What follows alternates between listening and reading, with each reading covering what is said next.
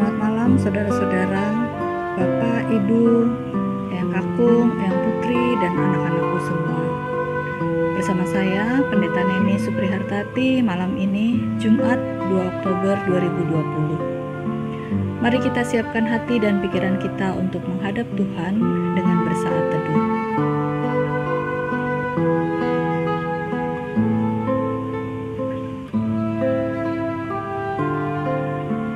Pembacaan Alkitab malam hari ini dari Yeremia pasal 2 ayat 23 hingga ayat 29. Yeremia pasal 2 ayat 23 hingga ayat 29. Bagaimanakah engkau berani berkata, "Aku tidak pernah menajiskan diriku. Aku tidak pernah mengikuti para Baal." Lihatlah tingkah lakumu di dalam lembah.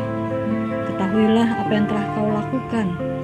Hai unta betina yang ringan kaki, yang berlari-lari kian kemari, yang melepaskan diri ke padang gurun karena ingin menghirup udara. Siapakah yang dapat menahan nafsunya untuk berjantan? Semua yang mencari dia tidak usah berlelah, karena mereka menemukannya dalam musim berjantan.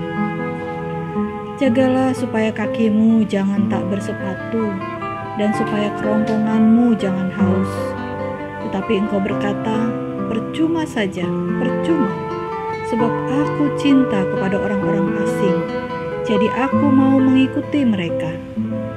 Seperti malunya pencuri apabila kedapatan, demikianlah malunya kaum Israel, yakni para rajanya, pemukanya, para imamnya, dan nabinya, yang berkata kepada sepotong kayu, "Engkaulah Bapakku," dan kepada batu, "Engkaulah yang melahirkan aku." Sungguh mereka membelakangi aku dan tidak menghadapkan mukanya kepadaku. Tetapi pada waktu mereka ditimpa malapetaka, mereka berkata, "Bangkitlah menyelamatkan kami." Di manakah para allahmu yang kau buat untuk dirimu? Biarlah mereka bangkit, jika mereka dapat menyelamatkan engkau pada waktu malapetakamu. Sebab seperti banyaknya kotamu, demikian banyaknya para allahmu, hai Yehuda. Mengapakah kamu mau berbantah dengan aku? Kamu sekalian telah mendurhaka kepadaku. Demikianlah firman Tuhan. Saudara-saudara, rahasia masker sangat gencar dilaksanakan saat ini. Berbagai macam cara dilakukan oleh pemerintah memberikan sanksi kepada mereka yang tidak mengenakan masker. Tapi tetap saja masih ada banyak orang yang tidak mengenakan masker. Kalaupun mengenakan masker tidak dengan cara yang benar, yang penting pakai masker dan tidak kena sanksi. Berbagai alasan dilontarkan untuk memperkuat kebenaran dirinya tidak mengenakan masker.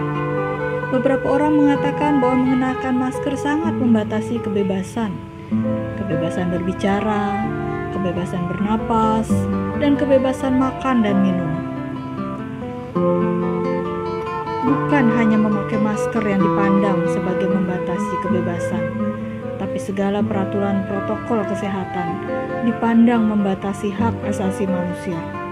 Bahkan ada yang menentang peraturan protokol kesehatan tersebut dengan sengaja tidak memakai masker, membuat kerumunan sehingga tidak menjaga jarak, dan tidak mau mencuci tangan atau memakai sanitizer. Orang-orang semacam ini mengatakan bahwa mereka sangat mendukung kebebasan, yaitu hidup yang bebas tanpa kekangan untuk melakukan apa saja yang disukai. Saudara-saudara, bacaan Alkitab malam ini merupakan pesan Tuhan melalui Yeremia untuk bangsa Israel. Dengan tajam Tuhan mengecam pilihan umatnya yang liar, ingin hidup bebas, tidak diperbudak siapapun. Bahkan mereka menganggap beribadah kepada Tuhan dirasakan sebagai belenggu. Ibadah tidak menjadi kebebasan dengan aturan-aturan yang ada. Ya, hal ini tidak jauh berbeda dengan kita. Bahkan di masa pandemi ini, ketika kita berada di rumah, beribadah di rumah dengan live streaming atau online, tidak sedikit orang yang menjadi tidak suka ketika ibadah diawali dengan sapaan, mengajak untuk menyiapkan diri dengan mandi, berpakaian rapi, ikut terlibat dalam menyanyi, merespon, berdiri, duduk, dan lain-lain. Orang berkomentar, ibadah kok diatur-atur. Kehidupan bangsa Israel yang menginginkan kebebasan menjadi jauh berbeda dengan harapan Tuhan dari kenyataan hidup umatnya. Tuhan memiliki pengharapan umat pilihannya bagaikan pokok anggur pilihan, tapi kenyataannya berubah menjadi pokok anggur yang berbau busuk.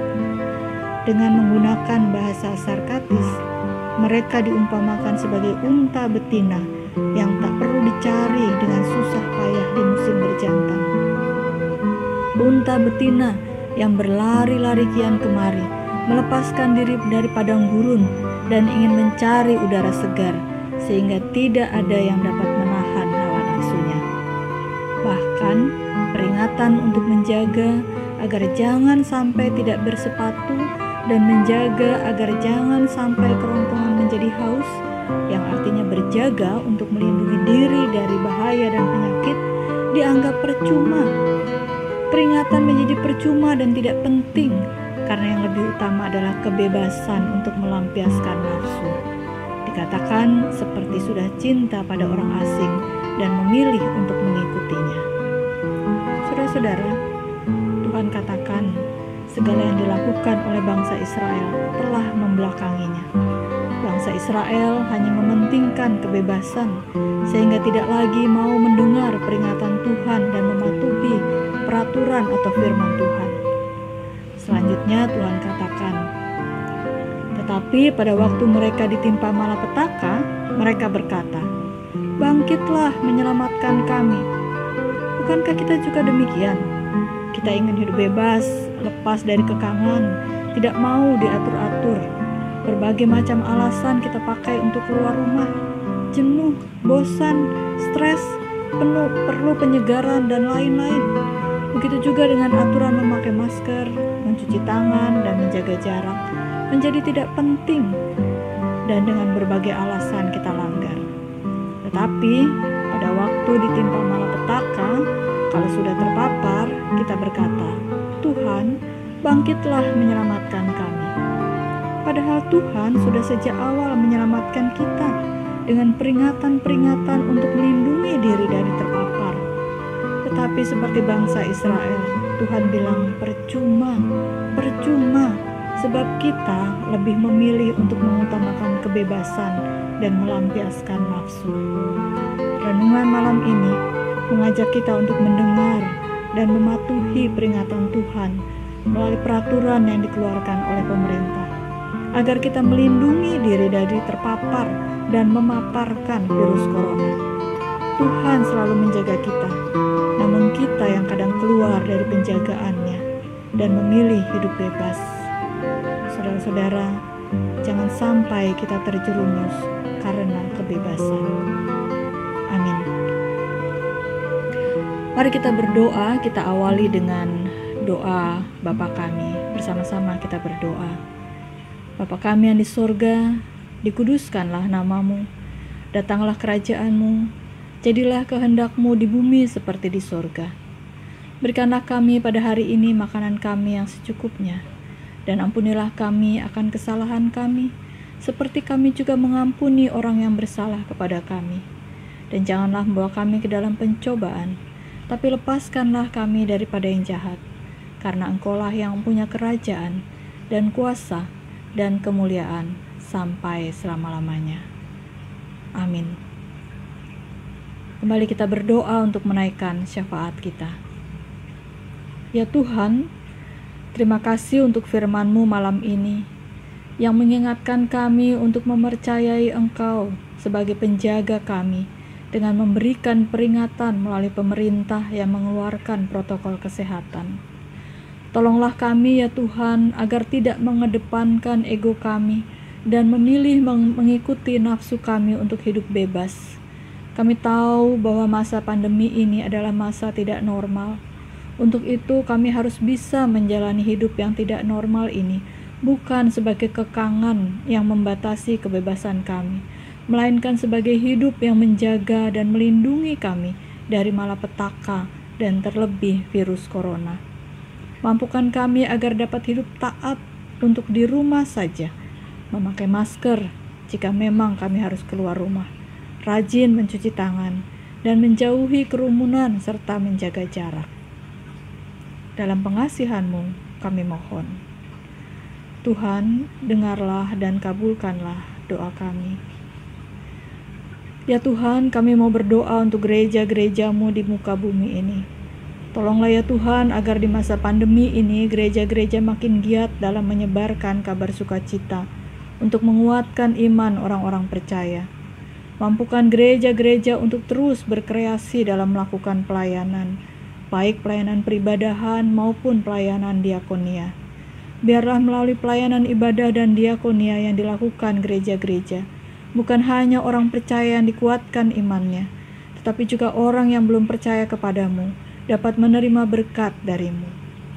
Kami berdoa untuk gereja-gereja yang hendak melaksanakan Hari Perjamuan Kudus Sedunia pada tanggal 4 Oktober 2020.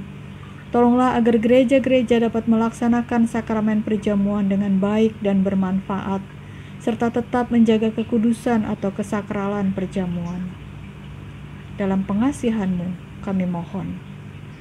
Tuhan, dengarlah dan kabulkanlah doa kami. Ya Tuhan, kami berdoa untuk anak-anak kami dan para guru yang saat ini melakukan proses belajar dan mengajar secara daring. Banyak kendala yang dihadapi oleh anak-anak dan para guru, seperti keterbatasan jaringan internet, signal, kuota, dan sarana yang dibutuhkan seperti laptop atau HP. Tolonglah ya Tuhan, agar dengan berbagai cara, proses belajar dan mengajar tetap dapat dilaksanakan. Tolonglah agar anak-anak kami tetap bersekolah sekalipun melalui online. Tolonglah para guru agar dapat terus berkreasi dalam menyiapkan dan menyampaikan materi ajar. Kami boleh bersyukur ya Tuhan, karena dengan proses belajar di rumah, membuat kami memiliki banyak waktu dengan anak-anak. Proses belajar secara daring menuntut peran aktif orang tua, dan itu tidak mudah bagi para orang tua. Namun situasi tersebut menjadi bentuk dukungan nyata dan langsung para orang tua kepada anak-anak. Berikanlah hikmat kepada para orang tua dalam mendampingi proses belajar anak-anak di rumah.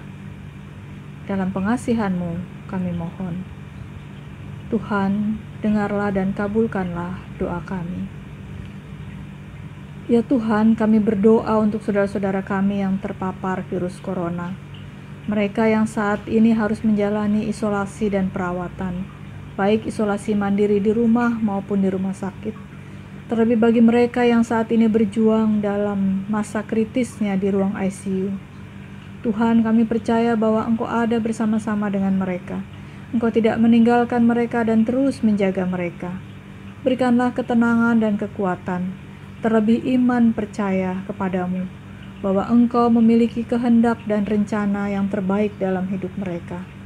Jauhkan rasa putus asa dalam diri mereka, melainkan mampukan mereka untuk dapat terus berjuang mendapatkan kesembuhan darimu. Kami berdoa untuk keluarga yang tidak dapat merawat secara optimal, bahkan untuk mereka yang di rumah sakit, keluarga tidak dapat menjenguk dan menjaga dari dekat. Tolonglah agar keluarga tetap dapat memberikan penguatan bagi saudara-saudara yang sakit. Kami berdoa untuk para dokter, perawat, dan orang-orang yang bekerja di rumah sakit yang saat ini harus bekerja keras karena jumlah pasien COVID meningkat tinggi. Berikanlah kesehatan kepada mereka, dan tolonglah mereka untuk juga tetap mematuhi protokol kesehatan. Dalam pengasihan-Mu kami mohon. Tuhan, dengarlah dan kabulkanlah doa kami. Amin. Saudara-saudara, tetaplah setia menjadi pendoa. Selamat malam, selamat beristirahat. Tuhan menjaga kita semua.